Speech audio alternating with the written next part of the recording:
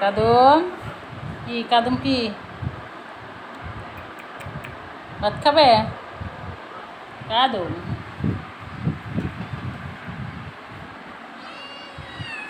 কি ভাত খাবে?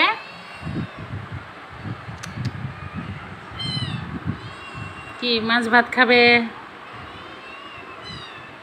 দেখেন দেখেন সবাই ভাত খাওয়ার জন্য কেমন করছে, দেখেন আমার সাথে।